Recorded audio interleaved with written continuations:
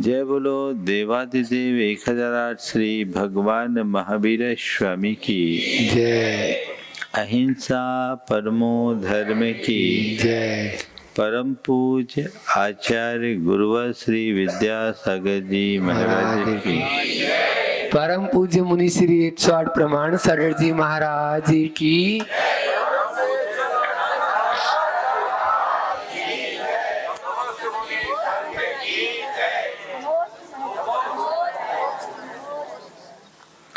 जीवन की प्रगति का आधार विश्वास। और कल विश्वास के संदर्भ में मैंने आप सबसे बहुत सारी बातें की थी। आज उस क्रम को आगे बढ़ाते हुए एक दूसरे गुण की चर्चा करना चाहूँगा, वह है विवेक। विश्वास के साथ विवेक होना बहुत जरूरी है, बल्कि विवेक ही हमारे जीवन की दिशा तय करता है। हमारे यहाँ कहा जाता है कि विवेकहीन व्यक्ति का आचरण अंधे की तरह, अंधे के हाथ से रज्जू भांजने की तरह होता है। अंधा रस्सी भांजता है, एक तरफ से रस्सी भांजता है, दूसरी तरफ से उकेलते रहता है। विवेकहीन मनुष्य बड़े बड़े कार्य करता है, लेकिन एक और करता है, दूसरी ओर बिगाड़ता जाता है। जीवन व्यवहार में विवेक बहुत जरूरी है। आज मैं आपसे 4 स्तर पर विवेक की बात करना चाहूंगा। कर्तव्य विवेक, आहार विवेक, व्यवहार विवेक और आत्म विवेक। क्या बोला? कर्तव्य विवेक, आहार विवेक, व्यवहार विवेक और आत्म विवेक। चारों स्तर पर हमें विवेक संपन्न होने की जरूरत है। विवेक का मतलब क्या है?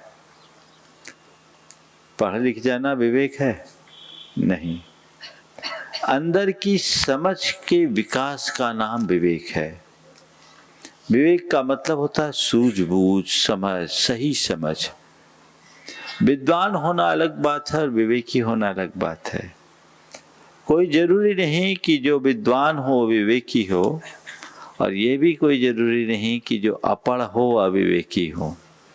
दुनिया में बहुत सारे अनपढ़ लोग महाविवेकी बन गए, और बहुत से ऐसे लोग जो बहुत पढ़े लिखे होने के बाद भी विवेक शून्य जीवन जिए। आवश्यकता है विवेक संपन्नता की। विवेक संपन्न व्यक्ति हर कार्य को सूझबूझ के साथ संपन्न करता है। विवेक हमारी आंखों में एक ऐसी दृष्टि प्रकट कर देता है जो क्रिया करने से पहले उसके परिणाम को सामने उपस्थित रखता है। किसी भी क्रिया करने के पूर्व जो परिणाम का विचार हमें दे दे, वो विवेक है। और जहां हमारा विवेक काम करता है, वहां कोई भी अवांछित गतिविधि नहीं होती, और विवेक शून्य मनुष्य का कोई ठौर ठिकाना नहीं होता। अविवेकी हमेशा पछताता है, और विवेक संपन्न व्यक्ति सुयश पाता है। क्योंकि हम काम अगर ठीक ढंग से करेंगे तभी तो परिणाम देंगे। उल्टे सीधे तरीके से किए गए कार्य का कभी कोई परिणाम नहीं होता। एक बच्चा यदि कोई गलत कार्य करता है तो हम उसकी उस कृत्य को बचकानी प्रवृत्ति मानकर नजरअंदाज कर देते हैं, यह कहकर कि इसको अभी विवेक नहीं है। लेकिन वही काम यदि कोई बड़ा व्यक्ति करता है तो वो समाज में स्वीकार्य नहीं होता। हम जैसे तन से बड़े हैं, वैसे ही हमें मन से भी बड़ा होना जरूरी है। मैं आपसे कह रहा था, आजकल लोग पढ़ लिख जाने का नाम ही अपने जीवन की संपूर्णता मान लेते हैं, और प्रायः पढ़े लिखे लोगों को अपने पढ़े लिखे होने का अभिमान भी बढ़ जाता है। लेकिन संत कहते हैं तुम मूर्ख से विद्वान बन जाओ, इसमें कोई बड़ी बात नहीं है। बात तो तब है जब तुम मूढ़ से ज्ञानी बनो। दुनिया के जितने भी बड़े विद्या केंद्र हैं, शिक्षा के स्थल है, वे मनुष्य को मूर्ख से विद्वान बना देते हैं। एक अनपढ़ व्यक्ति अक्षर विज्ञानी बन जाएगा, वो विद्वान बन जाएगा, उसके साथ डिग्रियां और उपाधियां जुड़ जाएगी, लेकिन जीवन के मर्म का बोध हो ये कोई जरूरी नहीं है। वो उससे शून्य भी हो सकता है। हो सकता क्या है, प्राय होता है। मूर्ख वो है जो अक्षर ज्ञान से शून्य है। विद्वान वह कहलाता है जो अक्षर ज्ञान संपन्न है। लेकिन अक्षर ज्ञान संपन्नता हमारी जीवन को पूर्णता नहीं देता। विवेक संपन्नता में ही जीवन की परिपूर्णता है। मूढ़ कौन है? जिसे अपने हिताहित का भान न हो, जिसे कर्तव्य अकर्तव्य की पहचान न हो, जो उचित और अनुचित का ध्यान न रखे, जो सार और असार का भान न कर सके, वह सब मूढ़ है। बहुत सारे लोग हैं पढ़े लिखे होते हैं, लेकिन उसके बाद भी मूढ़तापूर्ण प्रवृत्ति करते। एक दिन मेरे पास 5 युवक बैठे थे, पांचों चार्टर्ड अकाउंटेंट थे। चार्टर्ड अकाउंटेंट होना तो कोई सामान्य बात नहीं है। हमारे समाज के प्रतिभाशाली लोग ही सीए बन पाते। एक के जेब में मुझे गुटखा दिख गया और खाते पांचों थे। मैंने पूछा तुम्हारे जेब में क्या है? वो थोड़ा सकुचा है। हमने निकालो तो। अब मेरे कहने से निकालना पड़ा। मैंने गुटखा लिया। हमने कहा तुम लोग सब पढ़े लिखे हो कि नहीं? बोले हाँ महाराज, सीए हैं। देखो इसमें क्या लिखा है, इसमें क्या लिखा है? गुटखा खाने से कैंसर हो सकता है। बोले तो पढ़े लिखे लोगों के लिए लिखा है कि अनपढ़ों के लिए? आप सब झेप गए। हमने कहा तुम लोग कहते हो पढ़े लिखे हो, मेरे नजर में तुम पढ़े लिखे हो कि अपने बाबूजी का रुपया बर्बाद किए हो? तुम्हारे पढ़े लिखे होने का प्रमाण तो तब है जब इसे पढ़ करके तुम इसे छोड़ते। फिर मैंने उनसे पूछा, बोलो ये जो चीजें लिखी सही लिखी कि गलत लिखी? बोले महाराज सही लिखी। तो ये क्यों लिखा गया? तुम जैसे पढ़े लिखों को बताने के लिए और अनपढ़ों के लिए वो बिच्छू का चिन्ह बना था। लेकिन तुम पढ़े लिखे होने के बाद भी मूढ़ हो। जो जान कर भी अनजान बने वो मूढ़।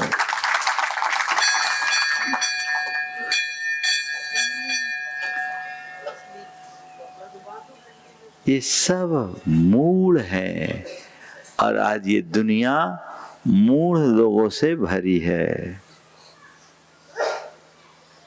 मूढ़ों की दुनिया है। कहने को उनके पास ढेर सारी डिग्रियां हैं, पर विवेक नहीं है। कर्तव्य विवेक जीवन में सबसे पहली जरूरत है। मुझे क्या करना और क्या नहीं करना, ये स्पष्ट होना चाहिए। आज बहुत सारे अकरणीय कार्यों को लोग करते हैं और करनी की उपेक्षा कर देते हैं। बोलो ऐसे व्यक्ति को विवेकी बोला जा सकेगा क्या? हाँ बोलो। और कई लोग वक्त पर चीजें छोड़ देते, बाद में पछताते।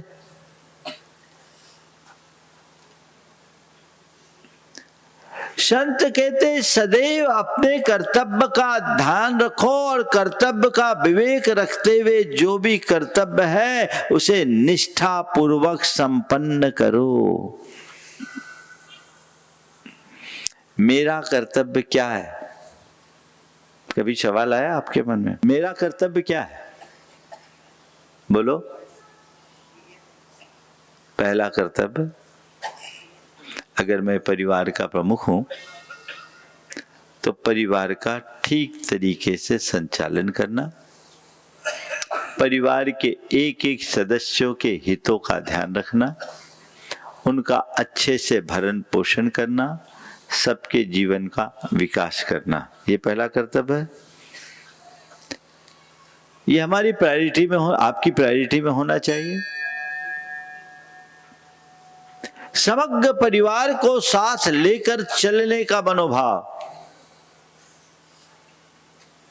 यदि ये कर्तव्य आपकी प्राथमिकता में है तो आपके द्वारा किया जाने वाला कोई भी कृत्य ऐसा नहीं होगा जो परिवार की आंतरिक संगठना और एकता को खंडित करे। आपका हर निर्णय विचार प्रेरित और सूझबूझ संपन्न होना चाहिए। अगर मैं पूरे परिवार को साथ लेकर के चलना चाहता हूं तो मेरी दृष्टि समग्र परिवार पर केंद्रित होनी चाहिए, किसी एक पर नहीं। यदि मैं किसी एक को प्रमुखता देता हूं तो मैं अपने कर्तव्य में चूक कर रहा हूं। यदि मैं किसी एक की उपेक्षा कर रहा हूं तो मैं अपने कर्तव्य में चूक कर रहा हूं। मैं अपने परिवार को कमजोर बना रहा हूं। एक विवेकी व्यक्ति हजारों को एकजुट कर लेता है और एक अविवेकपूर्ण निर्णय हजारों को बांट देता है। विवेक व्यक्ति को आसक्ति और आग्रह से मुक्त निर्णय के लिए प्रेरित करता है। जब मनुष्य किसी प्रकार के आग्रह या आसक्ति से युक्त होता है या आवेश से भरा होता है, उस समय उसका विवेक काम नहीं करता। गुरुदेव ने एक दिन कहा था कि आवेग में विवेक नष्ट हो जाता है। किसी भी तरीके का आवेग हो, वो आवेग क्रोध का भी हो सकता है, वो आवेग अभिमान का भी हो सकता है, वो आवेग आसक्ति का भी हो सकता है, वह आवेग हर्ष का भी हो सकता है। जब मन में आवेग हावी होता है, विवेक तिरोभूत हो जाता है और ऐसे विवेकहीन निर्णय से सारी व्यवस्थाएं विखंडित हो जाती है, सब तार तार होती है। तो सब जो व्यक्ति परिवार में जीते हैं, समूह में जीते हैं, संघ में जीते हैं, उनकी ये जिम्मेदारी है कि सब कार्यों को विवेक के साथ काम करो। और विवेक कई बार क्या कहता है, बहुत सारी बातों को पचाना पड़ता है। समझ गए? एक पढ़ा लिखा आदमी कहेगा कि हमें सही और गलत का ध्यान रखना है, ठीक है, राइट और रॉन्ग। लेकिन विवेकी कहेगा हर जगह राइट और रॉन्ग ठीक नहीं है। राइट और रॉन्ग से अच्छा गुड और बैड पर ध्यान देना है। अच्छा और बुरा, तुम किसको देख रहे हो? सही गलत, माना गलत है, लेकिन तुम्हारे अंदर विवेक होगा तो तुम कहोगे अभी गलत है, लेकिन इस गलत पर प्रतिक्रिया प्रकट करने का परिणाम और गलत है, अच्छा नहीं है। तो गलत होने पर अगर गलत की गलत प्रतिक्रिया करना हमारे लिए नुकसानदायक है, तो बुरा है, तो हमें उससे बचना है। सही का परिणाम भी यदि बुरा निकलता है तो उसे गौन कर दो, और गलत को पचाने में परिणाम अच्छा निकलता है तो उसे स्वीकार लो। अच्छे बुरे का ख्याल विवेक सिखाता है। आप लोग अपने घर परिवार में रोज ये अनुभव करते हैं, कई चीजें गलत होती है, आप इग्नोर करते हैं, उसे पचाते हैं, अरे हम गलत बर्दाश्त नहीं कर सकते। ऐसा आपका आवेग कहेगा, विवेक नहीं। कौन कहेगा?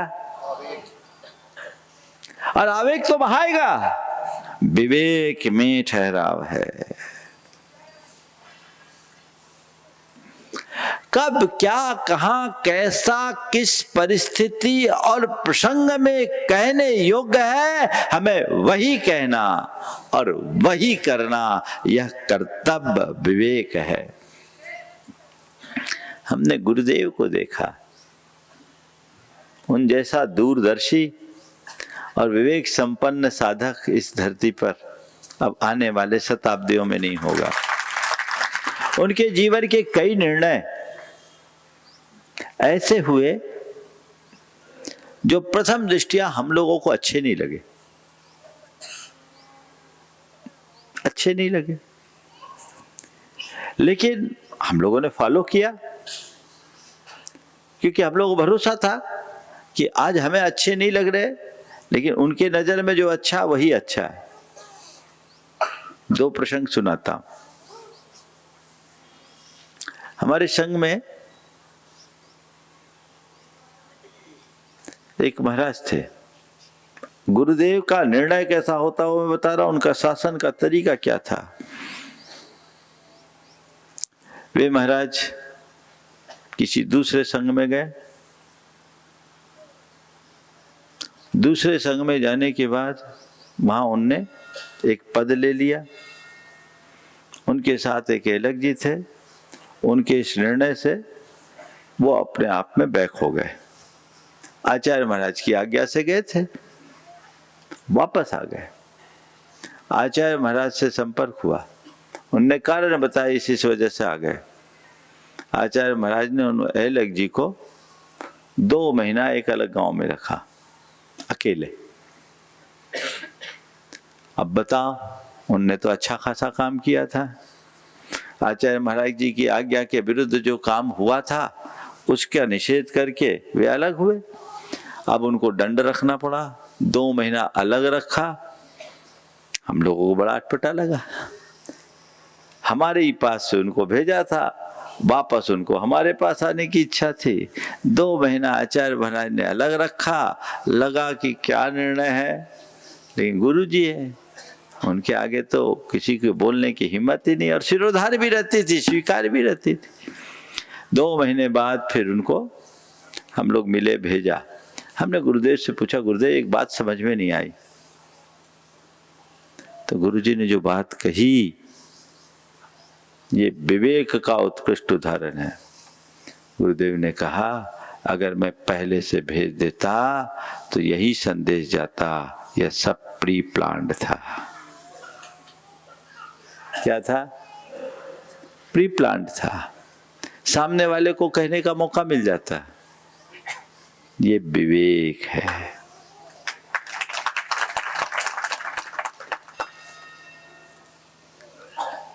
चीजें ऐसी ही बनती है और बदलती है।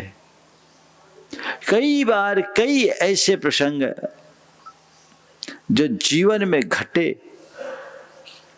लेकिन जो सूझबूझ संपन्न होता है वो बहुत दूरदर्शिता से निर्णय लेता है, दूरदर्शिता से निर्णय लेता है।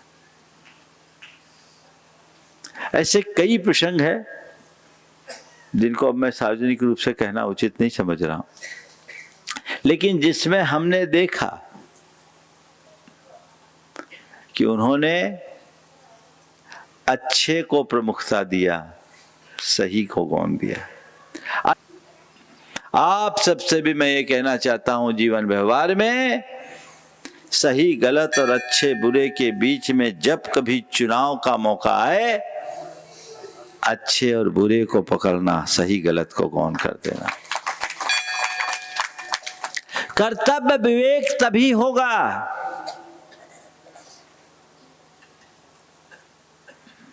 तब जीवन आगे बढ़ेगा, नहीं तो परिवार बिखर जाएगा, जीवन बर्बाद हो जाएगा।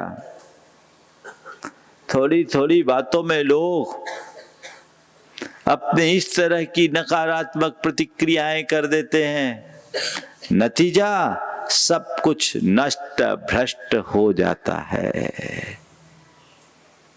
चलू आगे, समझ में आ रही बात? तो एक कर्तव्य विवेक एक बहुत बड़ा गुण है। ओम बैठो, आप चलने दो, वो बैकग्राउंड म्यूजिक है। पता तो लगना चाहिए कि आपकी 24 की बाजू में महाराज का प्रवचन हो रहा है। थोड़ा लोगों को मंदिर के दर्शन करा देना भाई, 24 के पूरे। हाँ, तो ये कर्तव्य विवेक तो होना ही चाहिए। ये बहुत अच्छा है कि छोटी सी समाज में इतना भव्य जिनालय।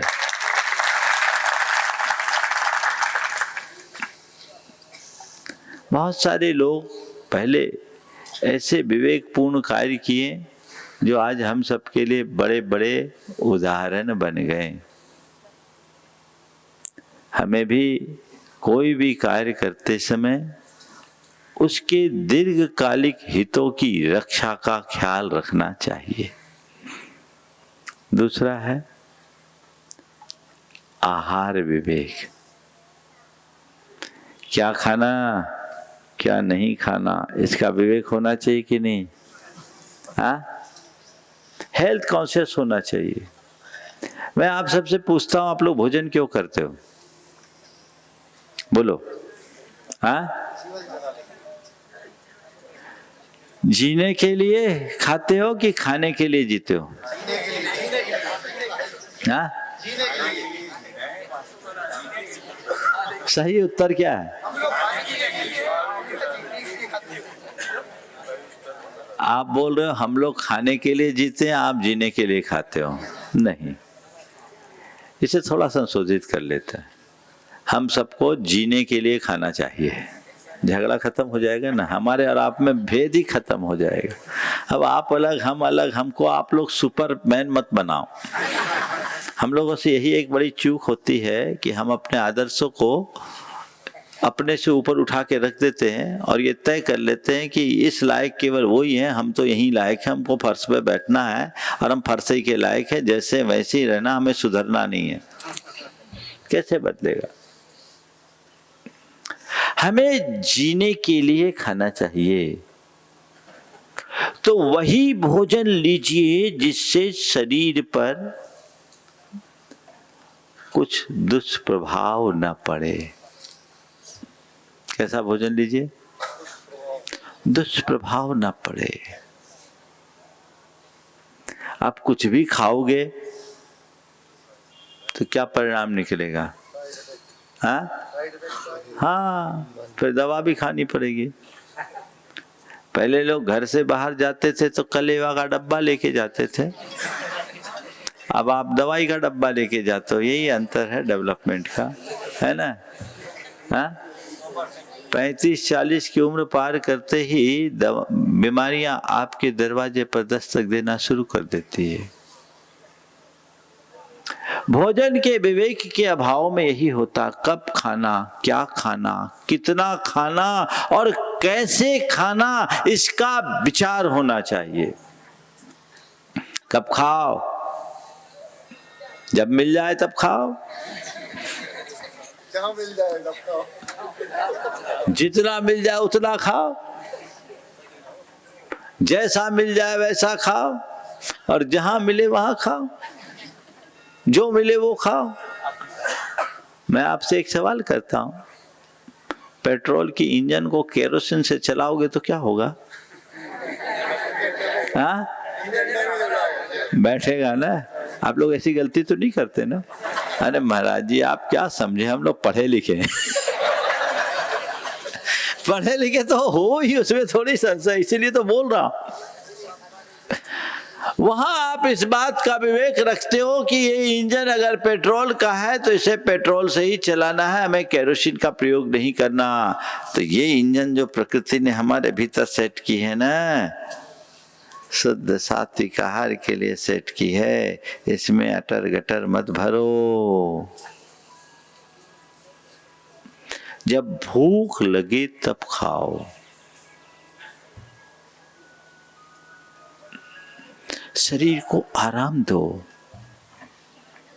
एक रिसर्च हुआ, ऑटोफेजी का विज्ञान विकसित हुआ, जापान के एक विद्वान ने इसको किया, जिसे उसको नोबेल प्राइज मिला। ऑटोफेजी का मतलब क्या होता है? अपने आप हमारे शरीर में जो विषाणु है उसको खत्म कर देना। जब आप उपवास करते हैं तो क्या होता है, शरीर के जितने विषाणु हैं शरीर उसको पचाना शुरू कर देता है, तो तरोताज हो जाते हैं। भूख लगने पर भोजन करना चाहिए। इंटरमीडिएट मील का जो एक सिद्धांत है, वो 2 भोजन के मध्य 8 घंटे का गैप होना चाहिए, कम से कम। कितना गैप? आप लोग तो दिन भर बकरी की तरह है। अब बकरी बेचारी रात में नहीं खाती, आपका तो रात में भी चालू रहता है। विवेक कहाँ? अंतर मन में वो विवेक की ज्योति जगे। क्या खाना, कब खाना, भूख लगने पर खाना। अरे माल सामने वाले का हो सकता है, पेट तो आपका है, बोलो, है ना? अपने पेट का तो ख्याल रखो। आज जितने भी प्रकार की खाद्य पदार्थ खाने में आने लगे, अब आप देखो, आम जन तो कुछ भी खा रहे,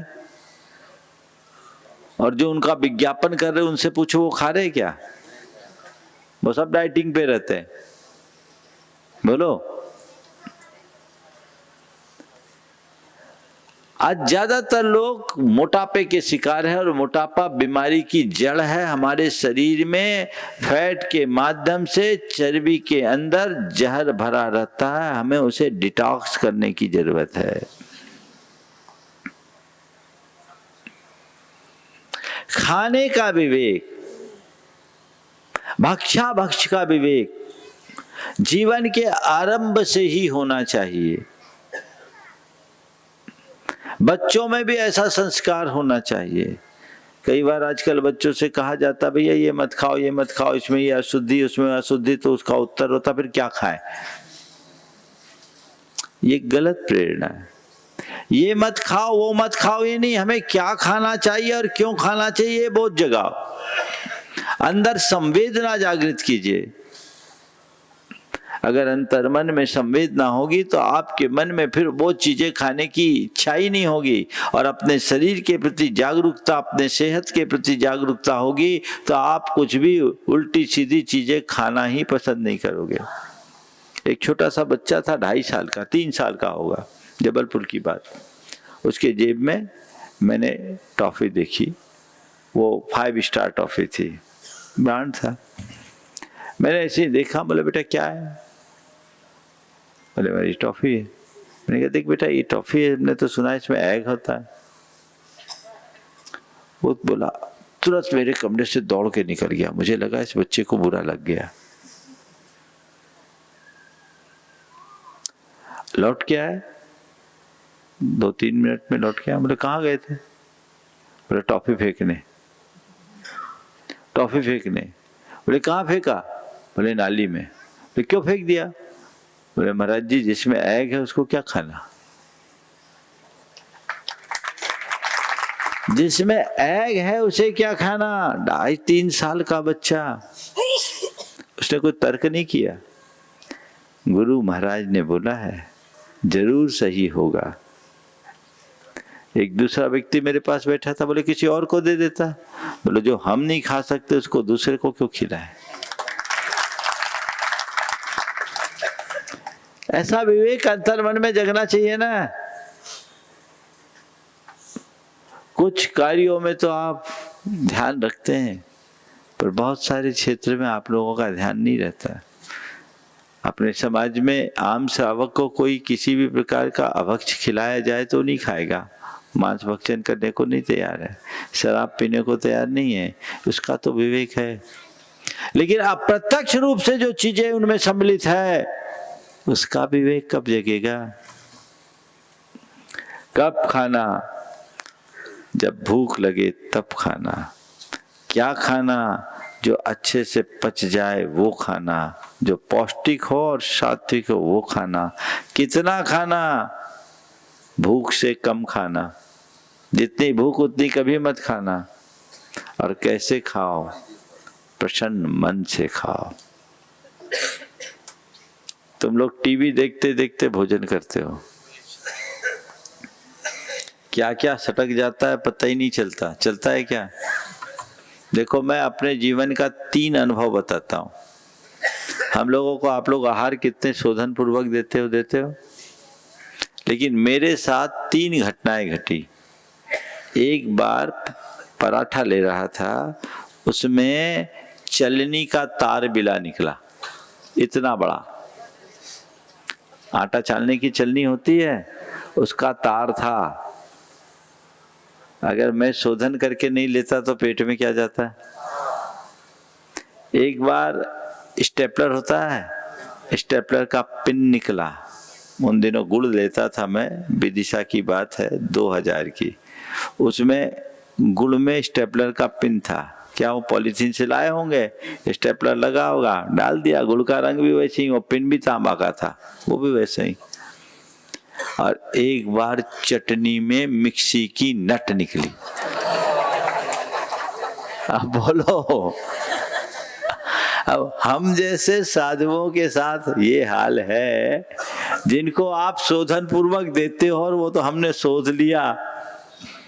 आपका हाल क्या होगा? बिना देखे खाओगे तो क्या? और फिर टीवी देखते हुए तुम खाओगे, तुम्हारी संवेदना कहाँ रहेगी? आप देख रहे हैं बम ब्लास्ट हुआ है, चीथड़े उड़ रहे हैं, खून की फब्बारे फूट रहे हैं, और आप चुस्कियां लेते हुए चाय पी रहे हैं, खाना खा रहे हैं। अब आपकी संवेदना बचेगी क्या? ये चीजें आपको क्रूर बना देगी। इनसे बचना है। ये भोजन का विवेक। ज्यादा मुझे नहीं बोलना, संकेतों में कह देना, क्योंकि मैं मान रहा हूं आप सब पढ़े लिखे हो, है ना। आचार्य महाराज ने एक बहुत अच्छा हाइकू लिखा। आज के लोग पढ़े लिखे कम, ज्यादा समझदार। हम अधिक पढ़े लिखे, हम अधिक पढ़े लिखे हैं, कम समझदार। माने पढ़े लिखे ज्यादा है, समझदार कम है। उसका उदाहरण क्या है? एक लड़की बाजार में गई और टमाटर वालों से 250 ग्राम टमाटर लिया, थैले में डलवाया, और 250 ग्राम टमाटर तुलवाने के बाद 2 किलो कद्दू लिया, इसी थैले में डाल दो। सब्जी वालों ने, सब्जी वाला सकुचाया, बोले आप क्या कर रहे हैं? बोले नहीं नहीं, मैं पढ़ी लिखी हूं, आप डालो। फिर वो सकुचाया, उसने बोला मैं पढ़ी लिखी हूं, आप तो डालो। अब उसको क्या करना, डाला, और जैसी टमाटर पर कद्दू पड़ा, उसका कचूमर निकल गया, पूरा टमाटर फिचुर गया। उसने पूछा, बहन जी आप MBA हो क्या? सब्जी वाले अनपढ़ ने पूछा, आप MBA पास हो क्या? बोले हाँ, तुम्हें कैसे पता चला? आप MBA पास हो क्या? बोले हाँ, तुम्हें कैसे पता चला? बोले 8 रोज पहले एक ऐसी बहन जी आई थी, वो भी कह रही थी मैं MBA हूं, वो भी टमाटर पर कद्दू डलवाई थी। तो ये है आज का हाल।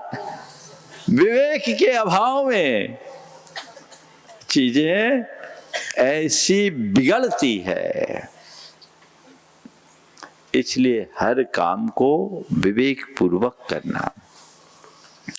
व्यवहार विवेक। अपने व्यवहार में संयम रखो, उतावली में कोई काम मत करो और आसक्ति में कोई निर्णय मत लो। ये व्यवहार का विवेक है। उतावली, आप लोग कहते हैं ना, हड़बड़ में गड़बड़। बहुत सारे लोग हैं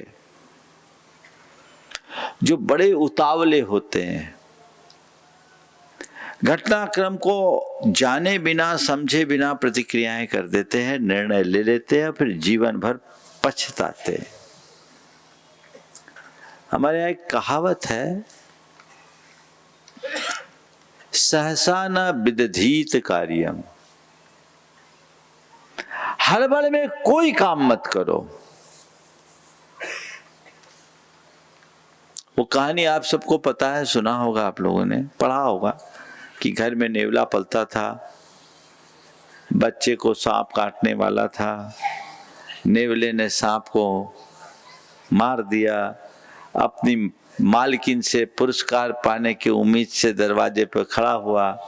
उसके रक्त रंजित चेहरे को देखकर मालकिन समझ गई कि इसने हमारे बच्चे से छेड़खानी की। विवेक विचार के अभाव में पानी भरा गुंड उसके ऊपर पटक दी। वो बेचारा नेवला मर गया। अंदर गई तो देखकर दंग रह गई। बच्चा आराम से खेल रहा है और उसके निकट एक भयानक बिस्तर छत बिक्षत पड़ा है। ये कहानी तो आप सबने सुनी। ये किसका उदाहरण है? विवेक के अभाव में लोग अपने हितैषी के साथ भी अन्याय कर देते हैं। लोग अपनों को भी पराया बना देते हैं। व्यवहार में थोड़ा उसको देखना चाहिए ना। एक पौराणिक घटना है। पति विदेश यात्रा पे गया व्यापार करने के लिए। पुराने जमाने में ऐसे ही होता था।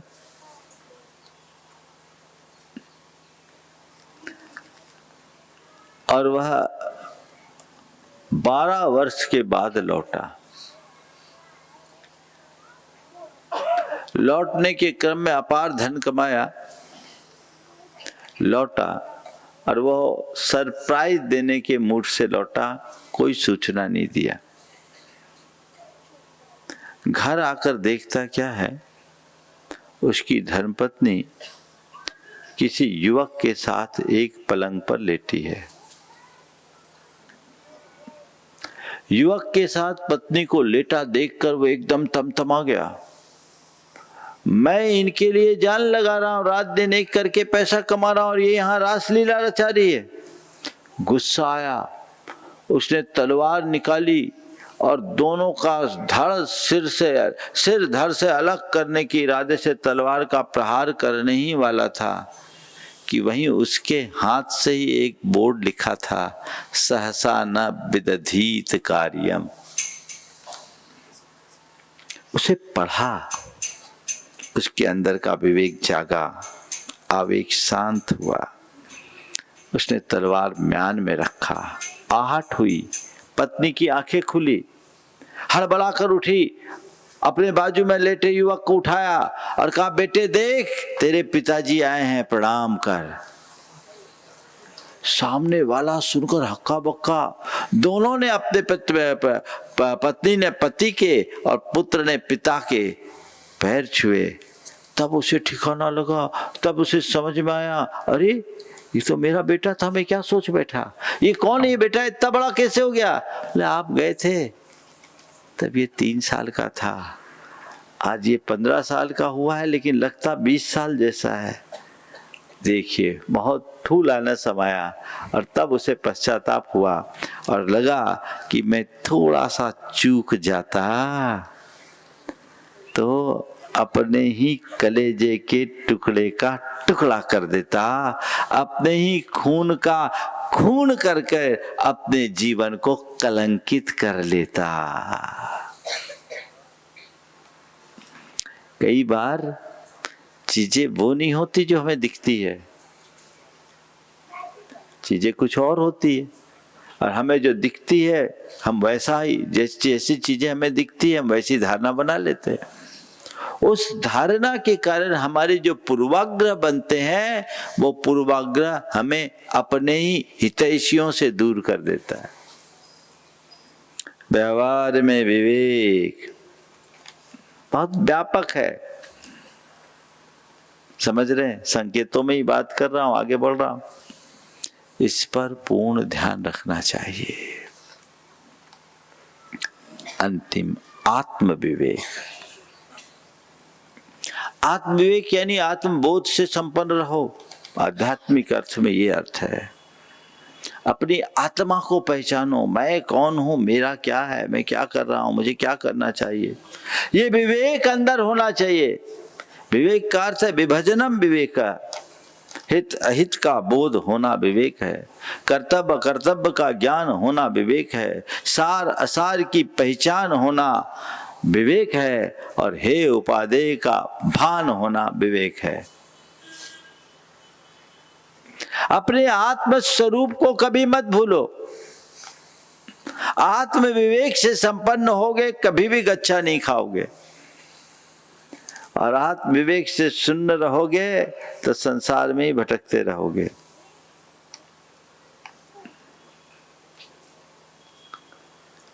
परम पूज्य गुरुदेव के सानिध्य में जब मैं क्षुल्लक था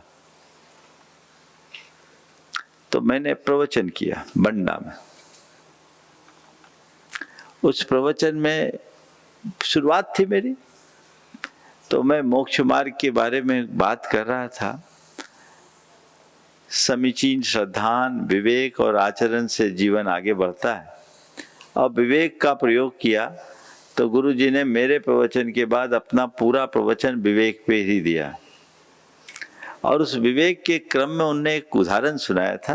पंचतंत्र की कहानी आप सब हम सब ने पढ़ा है, लेकिन गुरु जी ने जिस संदर्भ में उदाहरण सुनाया आज मैं आपको सुनाना चाहता हूँ। याद आया, एक जंगल में एक शेर था। शेर का बड़ा आतंक था। उस आतंक से सारे जानवर भयभीत रहते थे। एक दिन सारे जानवर इकट्ठे हुए, सबने तय किया शेर एक है, हम इतने हैं, उसको तो रोज किसी न किसी को मार के खाना है। तो एक के चक्कर में सबको रात भर जगना पड़ता, परेशान होना पड़ता, डरना होता है। तो मेरा एक प्रस्ताव है कि हम सब शेर को अपना राजा माने और एक एक जानवर रोज उसके पास चले जाए, उसको शिकार करने की जरूरत ना रहे, हम लोग निश्चिंता से सोए। प्रस्ताव पारित हो गया। सब जानवर एक साथ शेर के पास पहुंचे। शेर अपनी गुफा के बाहर टहल रहा था। शेर ने देखा ये सारे जानवर एक साथ क्यों आ गए, जो मेरी गंध से दूर भागते वो साथ में आ रहे हैं। तो उन सब का नेतृत्व करने वाला एक सियार था। उसने कहा हम लोगों ने एक निर्णय लिया है, आप हमारे राजा हो, हमारे रक्षक हो, अन्नदाता हो। आप अपने भोजन के लिए इधर उधर फिरो, ये हमें शोभा नहीं देता। इसलिए हम लोगों ने तय किया है कि अब से रोज एक जानवर आपके पास आपके घर आ जाएगा, आप उससे अपनी उदर पूर्ति करके हम सबकी रक्षा करना। शेर को भी लगा चलो अब घर बैठे शिकार आ रहा, मेहनत मशक्कत से बचेंगे, नहीं तो कई बार तो शिकार के अभाव में भूखे भी सोना पड़ता। प्रस्ताव स्वीकार हो गया। सारे जानवर आनंद से रहने लगे। जिसका नंबर आता वो परेशान होता। एक दिन नंबर आया खरगोश का। खरगोश छोटा सा प्राणी, और खरगोश के लिए जब देखा गया तो खरगोश बड़ा निश्चिंत दिख रहा था। दूसरे जानवरों ने कहा तुम बड़े निश्चिंत दिख रहे हो। बोले कोई चिंता मत करो, अब आप लोग किसी को जाना नहीं पड़ेगा। बोले तू क्या शेर से लड़ेगा? बोले देखो तेरे पास शक्ति कितनी, कतरा भर तक खून नहीं है। बोले शक्ति से नहीं पर युक्ति मेरे पास है। ठीक है। शेर इंतजार कर रहा था। खरगोश 3 घंटे बाद पहुंचा। शेर को भूख लग रही थी, एक तो जोर की भूख, और आया खरगोश जो नाश्ते के लायक भी नहीं था। तमा गया, इतनी देर से आए हो तुम, जानते हो इसका परिणाम क्या? बोले महाराज आप जल्दी से अपनी उदर पूर्ति कर लो, ये तो मैं छोटा था सो आ गया, पर कल से कोई बड़ा जानवर आपके पास नहीं आ पाएगा। बोले क्या हो गया? बोले मैं चला तो शाम बिल्कुल समय पर था, पर रास्ते में मुझे एक दूसरा शेर मिल गया। रास्ते में मुझे एक दूसरा शेर मिल गया। वो कहा जंगल का राजा मैं हूं, तुम्हें मेरे पास आना पड़ेगा। मैंने कहा नहीं, हमारे राजा तो वहां रहते हैं, हम उनके पास जा रहे हैं। महाराज उसने मुझे घेर लिया। ये तो मैं छोटा था, झाड़ियों में दुबक गया, उसकी दृष्टि से ओझल हो गया। वो वहां मुझे घेरता रहा। फिर काफी विलंब हुआ। जब वो मुझे देख करके हार गया, अपने गुफा में चला गया, तो मैं दुबक करके यहाँ आया हूँ। माफ करिए, 3 घंटे विलंब का कारण यही है। आप तो जल्दी से अपनी क्षुधा पूर्ति कर लीजिए। शेर ने कहा कौन शेर आ गया मेरे जंगल में, कौन राजा आ गया, कहाँ रहता? बोले चलो आपको बता देते हैं। अब क्या है, शेर गया, आगे आगे खरगोश। एक कुआं था, कहानी सबको पता है, लेकिन गुरुजी ने जिस संदर्भ में बताया वो बता रहा हूं। बोले कहा? बोले इसी गुफा में था। शेर ने झांक कर देखा, उसमें उसका प्रतिबिंब दिखा। और अंदर यहाँ छिपा, जोर से दहाड़ लगाई, अंदर के शेर ने भी दहाड़ लगाई। अब क्या था, शेर ने छलांग लगाई और कुआं में गिर गया। खरगोश लौटकर अपने साथियों के पास आया। बोले क्यों तुम गए नहीं? बोले गए। फिर तुम बच के कैसे आ गए? बोले चिंता मत करना, हमने समस्या का समाधान कर दिया।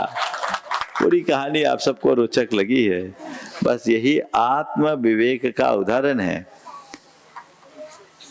खरगोश के पास विवेक था और शेर आत्म विवेक खो दिया था, उसने प्रतिबिंब को ही अपना मान लिया। इसलिए कबीरदास ने लिखा, अपन पो आप हो विसरो, मरकट जो केहरी बपू, निरख कूप जल, प्रतिमा जान परो, अपन पो आप हो विसरो। अपने स्वरूप को जो भूल जाता है, जो आत्म विवेक से शून्य होता है, वो इस भवकूप में गिर जाता है, उसका पतन होता है। वो जीवन में कभी सुखी नहीं हो सकता। अपने जीवन को स्थायी रूप से सुखी बनाना चाहते हैं तो इस विवेक से संपन्न हो। बिना विवेक के हमारा जीवन कभी भी सफलीभूत नहीं होगा। कबीरदास की ये पंक्तियाँ बड़ी प्रेरक है कि समझा समझा एक है, अन समझा सब एक। समझा समझा एक है, अन समझा सब एक। और तिनको समझा जानियो, जिनके घट में विवेक। तो अंदर वो विवेक हो, निर्छीर विवेकिनी दृष्टि हो, आत्मा की शुद्ध हो, अंदर अध्यात्म विकसित हो जाए, जिसे आत्म विवेक हो जाए, निज आत्मा की पहचान हो जाए, वो भवसागर में उलझ नहीं सकता। उसका जीवन बड़ा सहज, शांत, संयत और संतुलित होता है। वो आनंद में जीता है। एक अलग प्रकार की रसानुभूति उसके जीवन में घटित होती है। ऐसा सत्प्रयास सबको करना चाहिए और अपने जीवन के क्रम को आगे बढ़ाना चाहिए। समय आप सबका हो गया है, यहीं पर विराम। बोलिए परम पूज आचार्य गुरुवर श्री विद्यासागर जी महाराज की